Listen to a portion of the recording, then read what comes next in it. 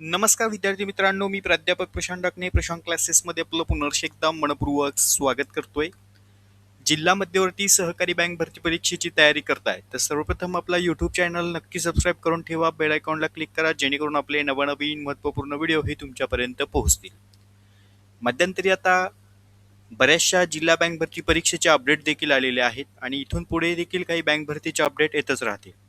तर आपल्याला परीक्षेच्या संदर्भात अभ्यास करणं हा खूप महत्त्वाचा पॉईंट असतो.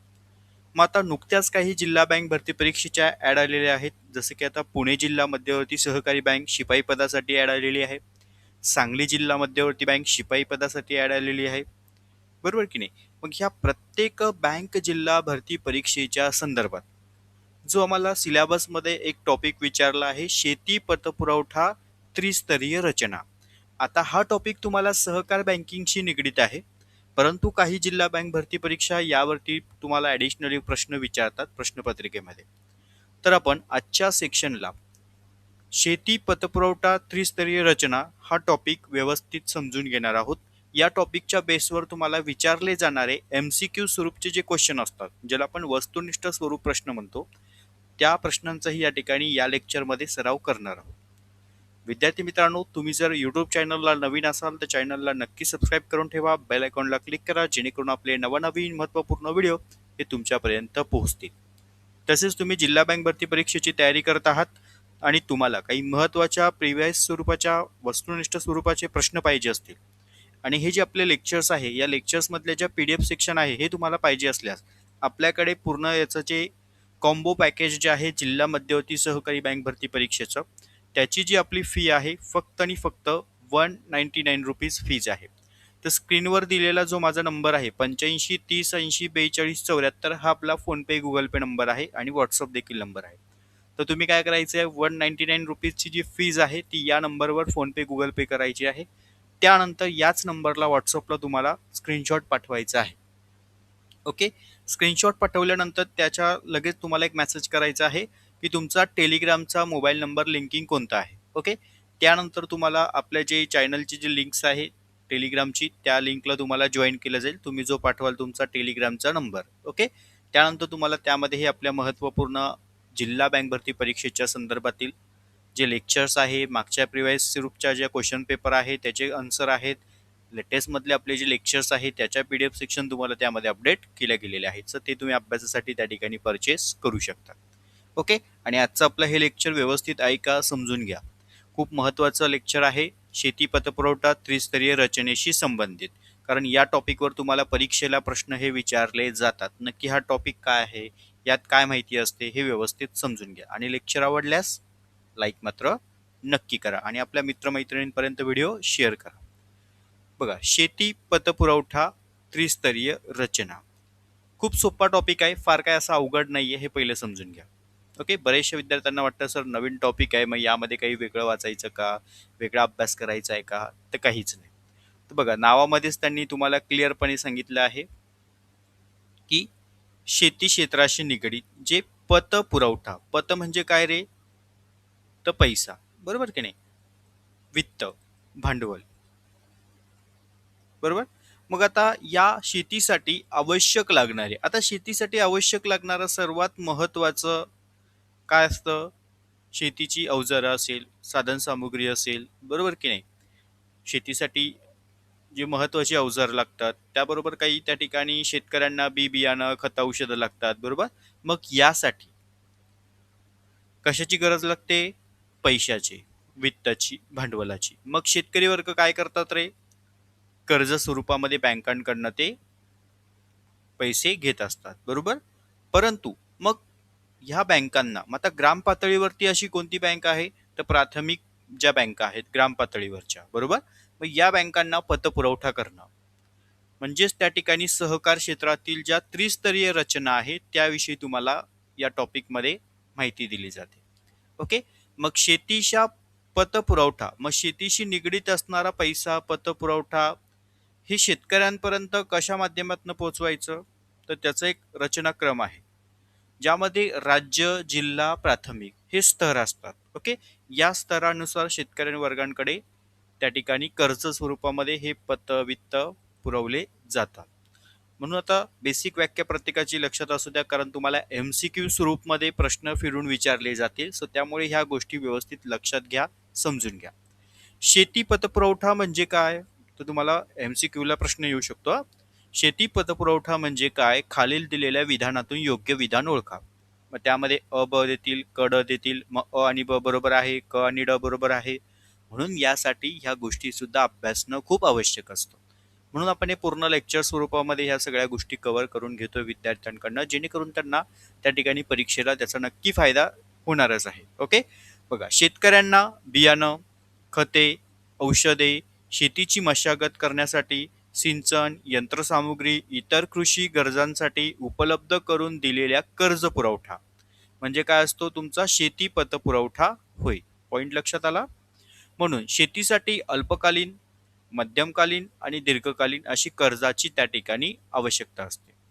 मग या कर्जामुळे शेतकऱ्यांना सावकारकीवरील जे, म्हणजे बघा, आता पूर्वी काय व्हायचं की शेतकरी वर्ग सावकारांकडनं कर्ज घ्यायचे, मग सावकार त्याच्या विळखेमध्ये अडकले, बरोबर. आणि ते अडकल्यामुळे काय झालं? त्यांच्या जमिनी जाऊ लागल्या, मोठ्या प्रमाणावरती त्या ठिकाणी शेतकऱ्यांचं नुकसानही होऊ लागलं. म्हणून त्या ठिकाणी राज्य शासनाने सावकारकी कायदा अंमलात आणला, बरोबर की नाही? 2014चा सावकारकी कायदा अंमलात आणला. मग त्यानंतर पुढे महत्वाचा पॉइंट हा एकच असतो की गरजू शेतकरी वर्गांना जर शेतीसाठी आवश्यक लागणारी जी साधनसामुग्री आहे खरेदी करण्यासाठी ग्राम पातळीवरती काही त्या ठिकाणी बँका, पतसंस्था यांच्या निर्मिती केलेल्या आहे, बरोबर की नाही? म्हणून या ठिकाणी सावकारांवरील अवलंबित कमी करता येतं, म्हणजे सावकारांचं जे वर्चस्व आहे ते आपल्याला कमी करता येतं. म्हणून त्या ठिकाणी पतपेढ्या, संस्था, बँका ह्या स्थापन झालेल्या आहेत. शेतकऱ्याने खरीप हंगामासाठी बियाणं व खतं खरेदी करण्यासाठी घेतलेले पीक कर्ज हे शेती पतपुरवठ्याचंच एक महत्वाचं काय आहे? उदाहरण आहे. आता पॉइंट लक्षात आला? शेती पतपुरवठा म्हणजे नक्की काय? ठीक आहे, बघा, आता याच शेती पतपुरवठ्यासाठी सहकार क्षेत्रामध्ये त्रिस्तरीय रचना आहे. तुम्हाला परीक्षेला प्रश्न विचारला जाईल हा. शेती पतपुरवठ्याची खालीलपैकी किती रचना आहे? तर त्रिस्तरीय रचना लक्षात ठेवायची आहे. कधी देतील दुय्यम, कधी देतील त्या ठिकाणी पहिली रचना, किंवा पाचवी रचना, सहावी रचना असंही तुम्हाला देतील. तर त्रिस्तरीय रचना असते. ओके, म्हणून महाराष्ट्रामध्ये जे सहकारी कृषी पत व्यवस्थेच्या बाबतीमध्ये त्रिस्तरीय रचना आहेत. मग या त्रिस्तरीय रचनेचा क्रम लावा, असाही तुम्हाला परीक्षेला प्रश्न विचारला जातो. त्यामुळे राज्य, जिल्हा आणि गाव पातळी म्हणजे तुमचं प्राथमिक क्षेत्र, बरोबर. म्हणून या ठिकाणी क्रम लक्षात ठेवायचा: राज्य, जिल्हा आणि प्राथमिक. ही रचना ग्रामीण भागातील शेतकऱ्यांपर्यंत संस्थात्मक कर्ज पोहोचवण्यासाठी अत्यंत महत्वाची असते. आता पॉइंट लक्षात आला? थेरी अगदी शॉर्ट कंटेंटमध्ये आहे, महत्वपूर्ण आहे. एवढं व्यवस्थित करा, यावरती तुम्हाला कसाही प्रश्न फिरून विचारला तरी त्याचं उत्तर तिथे तुम्हाला देता आलंच पाहिजे. की महाराष्ट्रामध्ये सहकारी कृषी पतव्यवस्थेचे त्रिस्तरीय रचनेचा क्रम लावा, किंवा खालीलपैकी कोणती त्रिस्तरीय रचना योग्य आहे हेही तुम्हाला देतील. मग पर्यायमध्ये राज्य, जिल्हा, प्राथमिक, त्यानंतर जिल्हा, प्राथमिक, राज्य असे तुम्हाला फिरून एक क्रम विचारतील. सो त्यामुळे तुम्हाला योग्य क्रम माहीत पाहिजे. येते लक्षात? चला, इथपर्यंत व्यवस्थित क्लिअर? ठीक आहे. त्यानंतर पुढचं बघूया. आता काही क्रमवाईज नुसार आपण माहिती समजून घेऊया.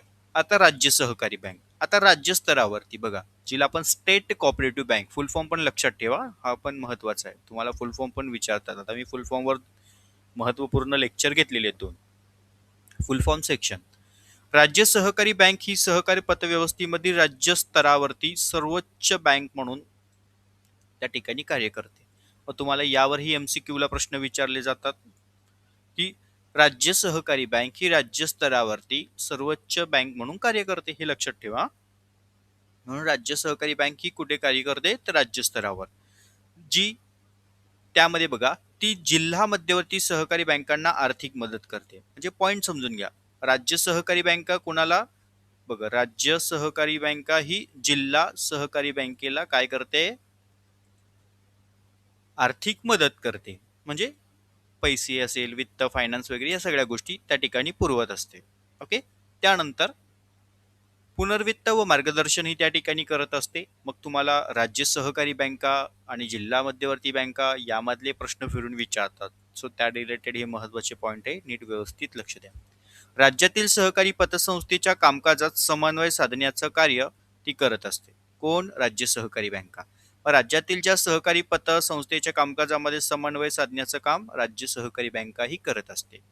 जिल्हा मध्यवर्ती सहकारी बँकेला, इकडे नीट लक्ष द्या, हा पॉईंट महत्वाचा आहे. जिल्हा मध्यवर्ती सहकारी बँकेला कृषी कर्जासाठी निधीची आवश्यकता असल्यास तर राज्य सहकारी बँकेकडून तो निधी उपलब्ध करून दिला जातो. कुणाला? जिल्हा मध्यवर्ती बँकेला. पॉईंट लक्षात आला? ठीक आहे. चला पुढचा पॉईंट बघूया. व्यवस्थित समजताय ना? आवडत असेल तर लाईक करा. ओके, बाकी तुमची इच्छा. जिल्हा मध्यवर्ती सहकारी बँका, आता जिल्हा स्तरावर जी कार्य करते त्या बँकेला पण म्हणतो जिल्हा मध्यवर्ती बँक. म्हणून डिस्ट्रिक्ट सेंट्रल कोऑपरेटिव्ह बँक फुल फॉर्म करेक्टली लक्षात ठेवा, जी तुम्हाला पेपरला 100% येतातच. डीसीसी जी बँक असते, जी सहकारी पतसंस्थेमधील, बघा, सहकारी पतसंस्थेतील जिल्हा स्तरावरती कार्य करणारी बँक आहे. हा बऱ्याच वेळा तुम्हाला फिरून प्रश्न विचारतात. ती राज्य सहकारी बँक आणि प्राथमिक कृषी पतसंस्था यामधील दुवा म्हणून कार्य करते. हा पण सेंटेन्स तुमच्यासाठी खूप महत्वाचा आहे. जिल्हा मध्यवर्ती बँक खालील प्रकारे दुवा म्हणून कार्य कोणत्या गटामध्ये करते? तर मग तुम्हाला लिहिता आलं, म्हणजे पर्याय निवडता आला पाहिजे, राज्य आणि प्राथमिक. राज्य आणि प्राथमिक. बघा, या 3-3, 4-4 ओळी तुमच्यासाठी परीक्षेसाठी खूप महत्वाच्या आहेत. वाचा, समजून घ्या. ओके. त्यानंतर PACS म्हणजे ही प्राथमिक स्तरावरच्या ज्या बँका आहे, म्हणजेच primary agriculture credit society. Okay, त्याचा फुल फॉर्म पण लक्षात असू द्या. यांना निधी उपलब्ध करून देणं, त्यांच्या माध्यमातून शेतकऱ्यांपर्यंत कर्ज पुरवठा सुलभ करणं. म्हणून PACS ला शेतकऱ्यांना पीक कर्ज देण्यासाठी निधी आवश्यकता असल्यास जी जिल्हा मध्यवर्ती बँकेकडनं मिळू शकते. आता क्रम लक्षात काय ठेवायचा आहे? राज्य सहकारी बँका जिल्हा बँकेला ओके निधी पुरवतात आणि जिल्हा बँका प्राथमिक बँकांना. बरोबर की नाही? मग यामध्ये प्राथमिक बँका आणि राज्य बँका यामध्ये दुवा म्हणून जिल्हा बँक कार्य आपलं पार पाडत असते. Point clear? मग आता प्रश्न कसाही फिरून विचारला तरी व्यवस्थित उत्तर फाइंड आउट करता येईल. ठीक आहे. मग जिल्हा मध्यवर्ती बँका कोणत्या स्तरावर काम करते? तर तुम्हाला काही पर्यायामध्ये प्रथम, द्वितीय, तृतीय असंही दिलं जातं. तर यामध्ये द्वितीय स्तरावरती. ओके, हाही पॉइंट लक्षात असू द्या. त्यानंतर प्राथमिक स्तर. आता प्राथमिक स्तराला यामध्ये आपल्याला PACS म्हणतात, म्हणजेच प्रायमरी ॲग्रिकल्चर क्रेडिट सोसायटी. ही सहकार कृषी पतव्यवस्थेमधील ग्राम पातळीवरती म्हणजे ग्रामस्तरावर यावरती पण परीक्षेला प्रश्न विचारले जातात. थेरी खूप सोपी आहे, पण आम्हाला यावरती प्रश्न फिरून फिरून भरपूर विचारले जातात. मग आमचे विद्यार्थी त्या ठिकाणी पेपरला प्रश्न आले की मग गोंधळून जातात. त्यामुळे एवढंच व्यवस्थित वाचा, बाकी काही टेन्शन घ्यायची गरज नाही. तर बघा, आता प्रायमरी स्तरावरच्या प्राथमिक कृषी पतसंस्था म्हणजेच तुम्हाला प्रश्न कसा विचारला जाईल? PACS कोणत्या स्तरावर कार्य करते? तर प्राथमिक स्तरावरती की दुय्यम स्तरावर का द्वितीय स्तरावर, म्हणजे तिसऱ्या पातळीवरती, द्वितीय स्तर, अशा पद्धतीने तुम्हाला प्रश्न विचारतात. कधी कधी तुम्हाला जिल्हा पातळी, गाव पातळी, राज्य पातळी असंही क्रममध्ये दिलं जातं. ओके. मग जी ग्राम पातळीवरती प्राथमिक कृषी पतसंस्था आहे ही कुठे कार्य करते? ग्राम पातळीवरती म्हणजे गाव पातळीवरती. कधी कधी तुम्हाला गाव पातळी पण देतात, लक्षात असू द्या पर्यायामध्ये. Point clear? मग ती शेतकऱ्यांना सर्वाधिक महत्वाची आणि जवळची सहकारी पतसंस्था असते, जेणेकरून सभासदांना प्रामुख्याने कृषी कर्ज उपलब्ध करून देते आणि पीक कर्ज, अल्पकालीन कर्ज, ग्रामीण भागातील जे आर्थिक सेवा आहे त्या ठिकाणी ही बँका पुरवत असते. कोणती? PACS म्हणजेच प्रायमरी ॲग्रिकल्चर क्रेडिट सोसायटी. म्हणून गावातील शेतकऱ्यांना कापूस पिकवण्यासाठी पीक कर्ज घेतले तर त्यांना हे कर्ज PACS मार्फत मिळू शकते. पॉइंट लक्षात आला? म्हणजे स्तर लक्षात आला व्यवस्थित? राज्य, जिल्हा, प्राथमिक. चला, हे महत्वाचं आहे, परीक्षेच्या दृष्टीने कळालं. मग आता त्रिस्तरीय रचनेचा निधीचा प्रवाह कसा असतो? पहिलं राज्य, जे आपण आता वरील पाहिलं, राज्य सहकारी बँका. त्यानंतर निधी पुनर्वित्त पुरवते कुणाला? जिल्हा बँकेला. जिल्हा बँक प्राथमिक स्तरावर म्हणजे प्राथमिक कृषी पतसंस्थांना, आणि त्यानंतर बँकिंग, कृषी क्षेत्र आणि नंतर शेतकरी. ओके, म्हणजे हा क्रम आहे. राज्य, जिल्हा, प्राथमिक आणि मग शेवटी शेतकऱ्यांपर्यंत ते पोहोचवलं जातं. ओके. परीक्षेसाठी आपल्याला लक्षात काय ठेवायचं आहे, पॉईंट लक्षात आला? ओके, ठीक आहे. चला आता थोडक्यात आणखीन एक पॉईंट बघूया. त्रिस्तरीय रचनेचे प्रमुख वैशिष्ट्ये काय आहे हे पण वाचून ठेवा परीक्षेच्या दृष्टीने. जे तुम्हाला खालील दिलेल्या पर्यायामधून योग्य वैशिष्ट्य निवडा. बघा आता त्रिस्तरीय रचना जी आहे ती 3 स्तरावरती रचना आहे. राज्य, जिल्हा, गाव. Point clear? कळाला पॉईंट? ठीक आहे. त्यानंतर शेतकऱ्यांपर्यंत कर्ज पोहोचवणे. PACS हा अंतिम स्तर आहे, म्हणजे शेवटचा, जो आपण आता वरती पाहिला इथे. त्यानंतर आर्थिक दुवा मध्ये DCC म्हणजे DCCB ही मध्यवर्ती दुवा म्हणून कार्य करते. इथे पॉईंट काय लक्षात ठेवायचा आहे, त्रिस्तरीय रचनेचा स्तर कसा आहे, राज्य, जिल्हा, गाव. शेतकऱ्यांपर्यंत कर्ज पोहोचवण्याचा अंतिम स्तर कोणता आहे, PACS म्हणजे प्रायमरी ॲग्रिकल्चर आपलं जे शेवटचं असतं, बरोबर. त्यानंतर आर्थिक दुवामध्ये मध्यवर्ती बँक ही दुवा म्हणून कार्य करते. ही प्रश्न महत्वाचे, हे 100% तुम्हाला बघायला मिळतातच क्वेश्चन पेपरमध्ये, त्यामुळे हे व्यवस्थित वाचून ठेवा. राज्यस्तरीय नियंत्रण समन्वय घटक जो SCB महत्वाची भूमिका असते, म्हणून या ठिकाणी ग्रामीण अर्थव्यवस्थेला चालना देणं, कृषी उत्पादनासाठी आवश्यक ते वित्त पुरवठा पुरवणं, हे आहे त्रिस्तरीय रचनेचं प्रमुख वैशिष्ट्य. आता यामध्ये अल्पकालीन कृषी पतपुरवठा हा घटक महत्वाचा आहे. अल्पकालीन कर्ज साधारणपणे एका वर्षाच्या म्हणजे हंगामातील गरजा पूर्ण करण्यासाठी हे दिलं जातं, ज्यामध्ये बियाणं, खते, कीटकनाशक, मजुरी इत्यादी खर्चांसाठी याचा उपयोग होतो.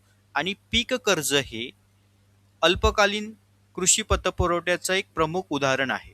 जसं की सोयाबीन पिकासाठी बियाणं, खत, मजुरीचा खर्च भागवण्यासाठी हे घेतलेले पीक कर्ज असतं. ओके, चला हा पॉइंट लक्षात आला? ठीक आहे, समजतंय लेक्चर व्यवस्थित? ठीक आहे, आता पुढचं बघूया, मध्यमकालीन कृषी कर्ज. आता मध्यमकालीन कृषी कर्जाचा उपयोग हे पण व्यवस्थित वन लाइनर मध्ये वाचा, यावरती तुम्हाला MCQ स्वरूपचे प्रश्न फिरून विचारले जातात. या गोष्टी क्लिअर असणं तुमच्या खूप गरजेचं आहे अभ्यास करताना. मध्यमकालीन कर्जाचा उपयोग शेतकऱ्यांच्या तुलनेत मोठ्या व काही वर्षासाठी परतफेड करता येणाऱ्या गरजांसाठी केला जातो. जसं की शेतकरी साधने, लहान सिंचन सुविधा, पशुधनाशी संबंधित काही खर्चांसाठी अशा कर्जांचा उपयोग त्या ठिकाणी होतो. शेतकऱ्यांना शेतीसाठी आवश्यक उपकरणं खरेदी करण्यासाठी घेतले गेलेले मध्यमकालीन कर्ज. त्यानंतर पुढे दीर्घकालीन कर्ज कृषीच्या संदर्भातला. आता दीर्घकालीन कर्जाचा उपयोग हा भांडवली स्वरूपाचा कृषी गुंतवणूकसाठी केला जातो, ज्यामध्ये विहिरी, सिंचन, कृषी यंत्रसामुग्री किंवा दीर्घकालीन शेती विकासासाठी अशा कर्जांची आवश्यकता या ठिकाणी असते. म्हणून शेतीसाठी विहिरी किंवा ठिबक सिंचन व्यवस्था उभारण्यासाठी घेतलेले दीर्घकालीन कर्ज असते. पॉईंट लक्षात आला? मध्यम, दीर्घ. त्यानंतर पुढचा पॉईंट लक्षात ठेवा, शेती पतपुरवठ्यासाठी का महत्वाचं आहे. बघा, शेती पतपुरवठ्याचं काय महत्व आहे, तुम्हाला MCQ मध्ये पण प्रश्न विचारले जाऊ शकतात यावरती. खालील दिलेल्या शेती पतपुरवठ्याचे योग्य ती महत्व निवडा, किंवा खालील दिलेले विधान शेती पतपुरवठ्यासाठी योग्य कोणते आहे किंवा अयोग्य कोणते आहे हे तुम्हाला निवडण्यासाठी पर्यायामध्ये कन्फ्यूज करणारे प्रश्न तुम्हाला देतात. त्यामुळे ते फाइंड आउट करण्यासाठी हा पॉईंट लक्षात असू द्या. शेती पतपुरवठ्याचं महत्व काय आहे, तर कृषी उत्पादन वाढवण्यासाठी मदत करतं निश्चित, कारण जे राज्य आहे, जिल्हा आहे, प्राथमिक स्तर आहे, त्यानंतर शेतकरी वर्ग आहे, बरोबर की नाही. मग शेतीसाठी या ठिकाणी कृषी उत्पादन वाढवण्यासाठी या स्तरावरनं पतपुरवठा केला जातो. शेतकऱ्यांना वेळेवर आर्थिक मदत मिळते. सावकारी कर्जापासून त्यांचं त्या ठिकाणी वर्चस्व आहे, सावकारांचं ते कमी होतं, म्हणजे त्या सावकारी कर्जापासून ते दूर राहतात. म्हणजे आधुनिक शेती उत्पन्नाचा वापर मोठ्या प्रमाणावरती होतोय. आधुनिक शेतीमध्ये तंत्रज्ञानाचा वापर मोठ्या प्रमाणावर होतोय. ग्रामीण भागातील रोजगार व आर्थिक व्यवहारांना चालना मिळते आणि कृषी आणि ग्रामीण अर्थव्यवस्थेच्या विकासाला मदत होते. म्हणून शेती पतपुरवठा हा घटक खूप महत्वाचा आहे, जो त्रिस्तरावरती कार्यरत आहे. पॉईंट लक्षात आला? ठीक आहे. म्हणून SCB निधी देतं, म्हणजे राज्य सहकारी बँका निधी देतं, तो जिल्हा बँकेकडे येतो, मग जिल्हा बँका ते वितरित करतं कुणाला, PACS ला, म्हणजेच प्रायमरी ॲग्रिकल्चरच्या सेक्टरला ते देत असतं आणि नंतर शेतकऱ्यांपर्यंत कर्ज पोहोचवलं जातं. लक्षात आलं? या बेसवर परीक्षेला 100% प्रश्न विचारले जातात शेती पतपुरवठा त्रिस्तरीय रचनेविषयी. त्यामुळे याचा परफेक्ट अभ्यास एकदा पुन्हा लेक्चर ऐका, समजून घ्या. ओके. आणि ज्यांना पीडीएफ नोट्स पाहिजे असेल तर 199 मध्ये तुम्हाला आपल्या पूर्ण बॅच सिरीजच्या पीडीएफ सेक्शन तर लेक्चर्सच्या भेटणारच आहे. ज्यांना पाहिजे असेल ते परचेस करू शकतात. ओके. चला आता पुढे बघूया. शेती पतपुरवठा त्रिस्तरीय रचनेच्या संदर्भातले MCQ स्वरूपचे काही क्वेश्चन जे परीक्षेच्या दृष्टीने मोस्ट IMP आहे. एवढाच वरचा टॉपिक तुमच्यासाठी महत्त्वाचा होता. एक गोष्ट लक्षात ठेवा, पुढच्या सेक्शनला आपण पुढचे नवीन टॉपिक त्यामध्ये कव्हर करणार आहोत. आता MCQ सिरीजचे क्वेश्चन्स आपण समजून घेऊया.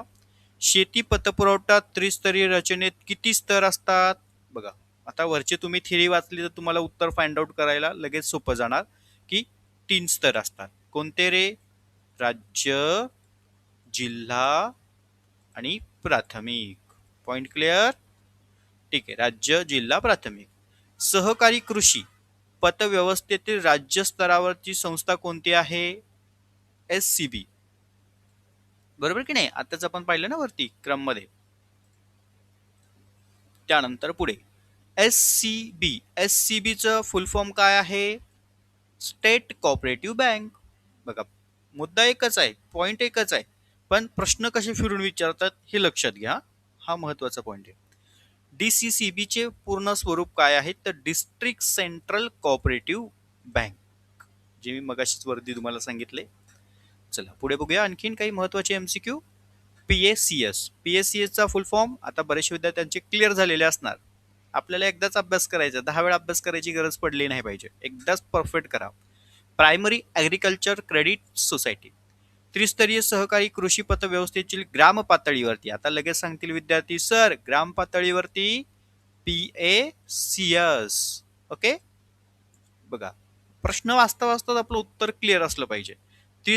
त्रिस्तरीय पतव्यवस्थेतील जिल्हा स्तरावर जिल्हा मध्यवर्ती बँका, जिल्हा आपण काय म्हणतो? DCC बँक, ज्याची तुम्ही आता परीक्षा देताय. बरोबर की नाही?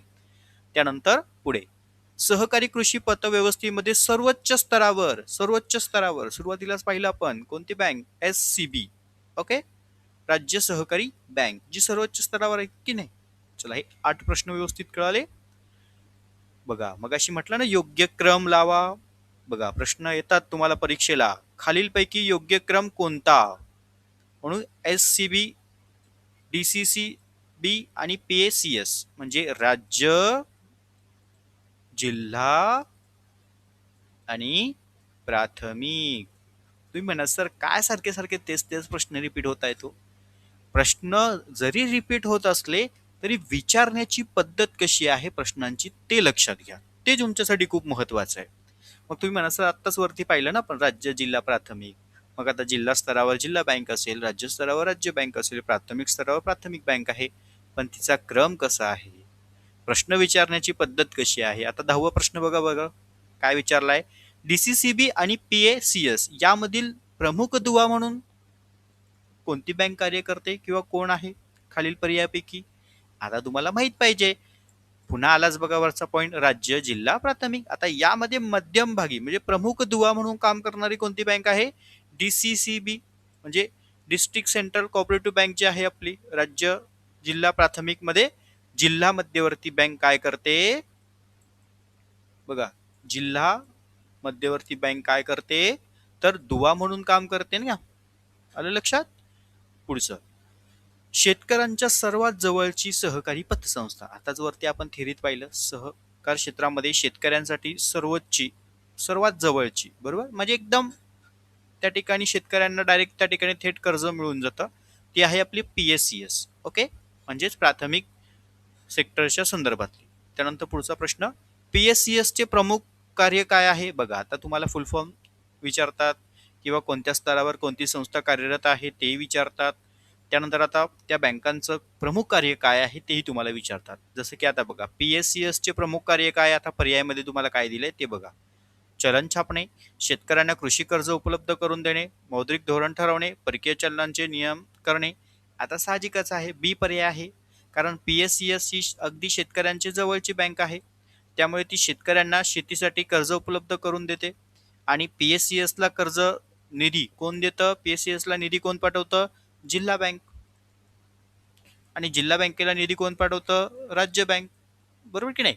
आणि राज्याच्या नंतर वरती एक बँक असते नाबार्डची, म्हणजे शेती क्षेत्राला ग्रामीण विकासाला अर्थसहाय्य करण्यासाठी नाबार्ड आहे. ओके, हा एक पॉईंट क्रम लक्षात ठेवायचा. चला, इथपर्यंत हे 12 प्रश्न व्यवस्थित कळाले. पुढचा प्रश्न घेऊया. DCCB हे मुख्यतः कोणत्या स्तरावर कार्य करते? आता तुम्ही म्हणाल सर या टॉपिकवर एवढे प्रश्न आहे पण त्या प्रश्नांचं उत्तर एकच आहे. येतंय लक्षात? पण तुम्हाला ते वाचणं, अभ्यासणं खूप आवश्यक आहे, कारण प्रश्न फिरून विचारले जात आहेत, त्यामुळे बरेचसे विद्यार्थ्यांचा गोंधळ उडतो तिथे. बरोबर? त्यामुळे लक्ष द्या. DCCBचं मुख्यतः कोणत्या स्तरावर कार्य करते? जिल्हा. SCB मुख्यतः कोणत्या स्तरावर कार्य करते? राज्य. ओके. आणि PSCS कोणत्या स्तरावर कार्य करते? गाव. कधी तुम्हाला क्रमही विचारतील, प्रथम, द्वितीय, तृतीय, चौथीय, त्यानंतर पुढे तुम्हाला गाव देतील, तालुका देतील, राज्य देतील, ते त्यातनंही निवडता आले पाहिजे उत्तर. त्यानंतर पुढचा, पीक कर्ज शेतकऱ्यांपर्यंत पोहोचवण्यात, बघा हा महत्वाचा इंटरेस्टिंग क्वेश्चन आहे. तो प्रश्न फिरून विचारलाय बघा तुम्हाला. उत्तर एकच आहे, वेगळं काही नाही रे, उत्तर एकच आहे. फक्त प्रश्नाचं स्वरूप लक्षात घेत चला. पीक कर्ज शेतकऱ्यांपर्यंत पोहोचवण्यात कोणती संस्था महत्वाची भूमिका बजावते? पीक कर्ज शेतकऱ्यांपर्यंत, थेट शेतकऱ्यांपर्यंत, म्हणजे आपण लक्षात काय ठेवायचंय? अगदी शेतकऱ्यांची जवळची बँक कोणती आहे? PSCS. ओके, पॉइंट लक्षात आला? ठीक आहे. अल्पकालीन कृषी कर्जाचा प्रमुख उपयोग कशासाठी असतो? तर अल्पकालीन कृषी जे कर्ज दिलं जातं ते बियाणं, खतं, शेतीचा हंगामी खर्च या घटकासाठी. त्यानंतर दीर्घकालीन कृषी कर्जाचा उपयोग कशासाठी असतो? तर दीर्घकालीन कृषीचा जो त्या ठिकाणी कर्जाचा हेतू हा आहे की भांडवली स्वरूपाची कृषी उत्पादनासाठी. त्यानंतर पुढे, खालीलपैकी कोणती संस्था त्रिस्तरीय सहकारी पतव्यवस्थेचा भाग आहे? खूप महत्वाचा आणि सोपा प्रश्न विचारलाय आम्हाला, जे आम्ही आतापर्यंत तेच वाचत आलोय, तेच अभ्यासत आलोय, बरोबर की नाही? चला, खालीलपैकी कोणती संस्था त्रिस्तरीय सहकारी कृषी व्यवस्थेचा भाग आहे? तर इथे PSCS पण दिलंय, DCCB पण दिलंय, SCB पण दिलंय, आणि डी पर्यायामध्ये तुम्हाला दिलंय वरील सर्व. तर आपल्याला माहित पाहिजे वरील सर्व, बरोबर की नाही? राज्य, जिल्हा, प्राथमिक. आता इथे काही तुम्हाला क्रम निवडायचा नाहीये, इथे तुम्हाला दिलाय की कोणत्या त्रिस्तरीय सहकारी खालील भाग आहेत संस्थेचा. तर प्राथमिक, जिल्हा आणि राज्य. शेती पतपुरवठ्याचा प्रमुख उद्देश काय आहे? तर बघा, शेतकऱ्यांना कृषी कामासाठी संस्थात्मक कर्ज उपलब्ध करून देणे, हा महत्वाचा या ठिकाणी उद्देश असतो. तर अशा पद्धतीने आपले हे आजचे शेती पतपुरवठा त्रिस्तरीय रचनेवरचं हे महत्त्वपूर्ण लेक्चर्स होतं. आवडल्यास लाईक करा. असेच नवनवीन लेक्चरसाठी आपलं यूट्यूब चॅनल सबस्क्राईब करून ठेवा. ज्या विद्यार्थ्यांना PDF सेक्शन नोट्स पाहिजे असल्यास दिलेल्या नंबरवरती 199 रुपये तुम्ही पेड करून त्या ठिकाणी याच नंबरला फोनपे, गुगल पे करू शकतात. आणि पेमेंट केल्यावरती व्हॉट्सअपला मला याच नंबरवरती तुमचा स्क्रीनशॉट पाठवायचा आहे. त्यानंतर तुमच्याकडे टेलिग्रामचा चॅनलचा ॲप असला पाहिजे, आणि पेमेंट केल्यावर स्क्रीनशॉट सोबत तुमचा नंबरही पाठवायचा आहे टेलिग्रामचा. त्यानंतर तुम्हाला जॉईन केलं जाईल. त्यामध्ये तुम्हाला ह्या PDF सेक्शन नोट्स भेटून जातील अभ्यासासाठी. सर्व विद्यार्थ्यांना परीक्षेच्या दृष्टीने ऑल द बेस्ट. अशाच नवनवीन माहिती, अपडेट्स, लेक्चर तुम्हाला अपडेट केले जातील. सर्व विद्यार्थ्यांना पुन्हा एकदा परीक्षेसाठी ऑल द बेस्ट देतो. धन्यवाद. लेक्चर आवडल्यास लाईक मात्र नक्की करा.